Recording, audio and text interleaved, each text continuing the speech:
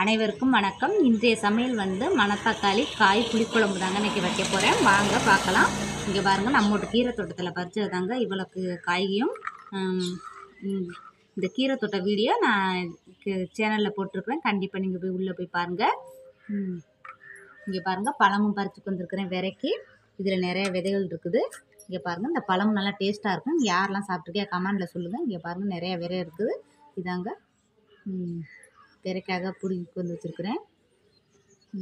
இனி பாவுறதுக்கு வாங்க நம்ம அந்த காயை இன்றைக்கி குழம்பு வைக்கலாம். வாங்க வைக்கலாம். கொஞ்சமாக எண்ணெய் ஊற்றிக்கலாம்.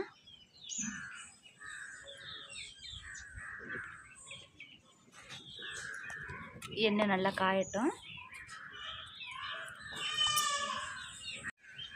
நல்லா எண்ணெய் காஞ்சிருச்சு. இந்த காயை வதக்கிடலாம். நல்லா மூடி வச்சிடலாம். ஏன்னா அந்த வெடிக்கும். மூடி வச்சோம்னா அதிலே கொஞ்சம் வதங்கிடும்.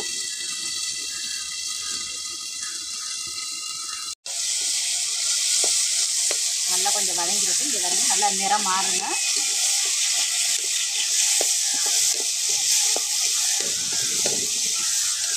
இது பாருங்க, நல்லா நிறம் மாறுதா? இன்னும் கொஞ்சம் நிறம் மாறட்டும், நல்லா வதங்கட்டும்.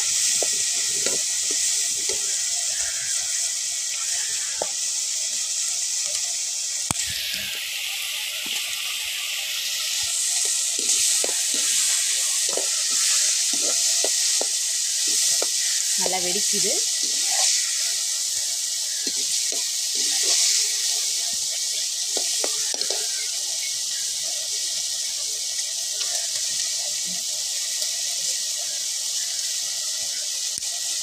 நல்லா வதங்கிடுச்சு. நம்ம இறக்கிக்கலாம். பாருங்க, நல்லா வதங்கிடுச்சு. கலர் மாறிடுச்சு. நல்லா வதங்கி நம்ம இறக்கிடலாம். வாங்க எண்ணெய் ஊற்றிக்கலாம். கொஞ்சமாக ஊற்றினாலே போதும்.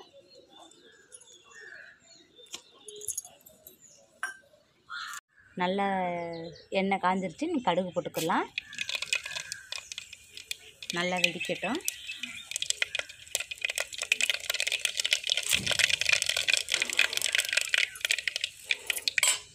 நீ வெந்தயம் போட்டுக்கலாம்.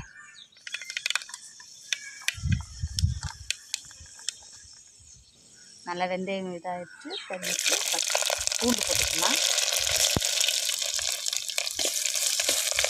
பூண்டு நல்லா வதங்கட்டும்.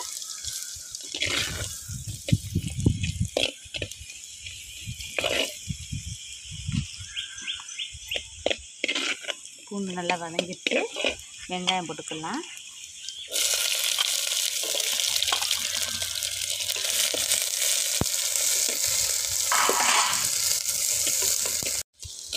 நல்லா வெங்காயம் வதங்கிட்டு நம்ம கருவேப்பிலை போட்டுக்கலாம்.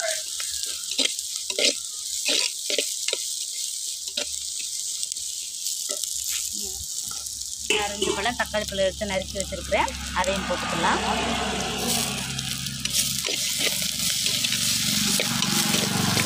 இதெல்லாம் நல்லா வதங்கணுங்க. நல்லா வதங்கினா குழம்பு நல்லா டேஸ்ட்டாக இருக்கும்.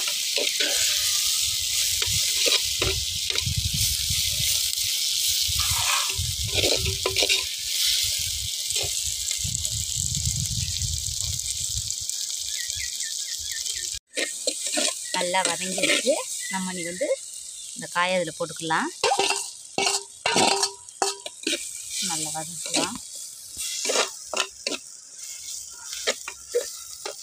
இது கூட கொஞ்சோண்டு மஞ்சத்தூள் போட்டுக்கலாம்.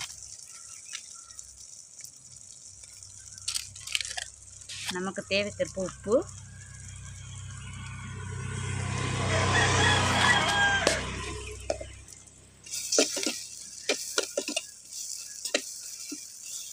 அப்படியே கொஞ்சம்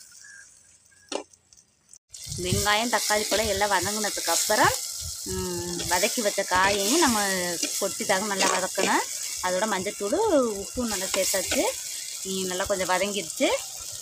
நமக்கு வந்து மிளகாய்த்தூள் மல்லித்தூள் இருந்தாங்க. நாங்கள் வீட்டிலே அரைச்சிருக்கிறதுனால நாங்கள் வீட்டுக்கூட நீங்கள் சேர்த்தா கரம் மசாலா நீங்கள் சேர்த்துக்கலாம். கொஞ்சம் கொடுக்கலாம்.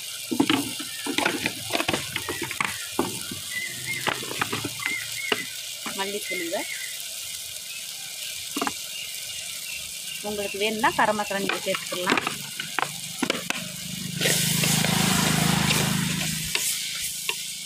நல்லா வதங்கிக்கலாம். நல்லா வதக்கியாச்சு.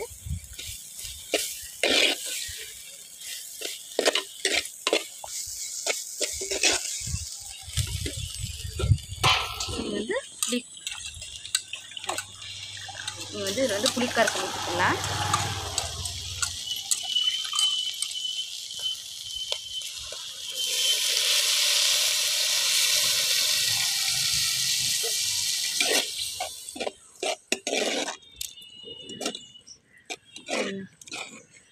இன்னும் கொஞ்சம் தண்ணி ஊற்றிக்கலாம்.